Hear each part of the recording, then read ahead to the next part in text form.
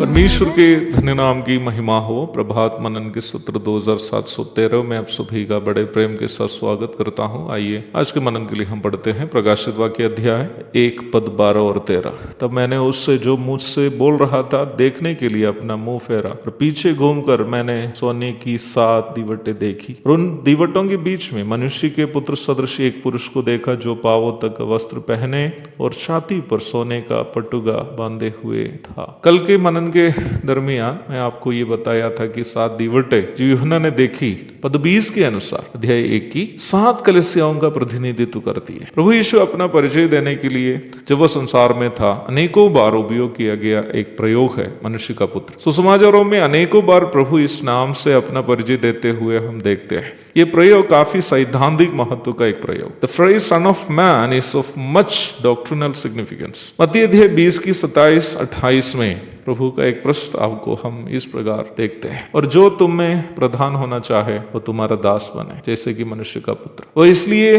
नहीं आया कि उसकी सेवा टहल किया जाए, परंतु इसलिए आया कि आप सेवा टहल करे और बहुतों की छुड़ौती के लिए अपने प्राण दे। यीशु मसीह को यहूदियों के लिए न्याय व्यवस्था में प्रतिज्ञा किया गया राजा के रूप में परिचय कराने वाला मत्ती रचित सुसमाचार में यीशु मसीह का इस प्रस्ताव को पवित्र आत्मा यूं ही वहां आलेखित नहीं किया, बल्कि यह सच्चाई समझाने के लिए आलेखित किया है कि यद्यपि वह प्रतिज्ञा किया गया राजा क्यों न हो, उनका पहला आगमन में वह नम्र और मन में दीन था। मत्ती 11:29। यीशु मसीह की नम्रता और दीनता को सूचित करने वाला मत्ती ही प्रभु का महिमामय आगमन को भविष्यवाणी स्वरूप सूचित करते हुए आप देख सकते हैं। कृपया आप मत्ती अध्याय 24-25 आदि पढ़िएगा। जब यूहन्ना लिखता है कि वो मनुष्य के पुत्र के सदृश एक पुरुष को देखा, वो दर्शन मनुष्य को उसके पापों से छुड़ाने के लिए मनुष्य रूप में अवतरित परमेश्वर का पुत्र यीशु मसीह का महिमामय दर्शन की ओर इशारा कर रहा है। पुराना नियम में अनेकों ऐसे पद है जहां हम एक ही जगह में प्रभु का पहला आगमन तथा दूसरा आगमन की भविष्यवाणियों को देखते हैं। यशायाह 9 की 6-7, 61 की 1-2, दानियेल 9 की 24-25 आदि उन पदों में से कुछ है। यद्यपि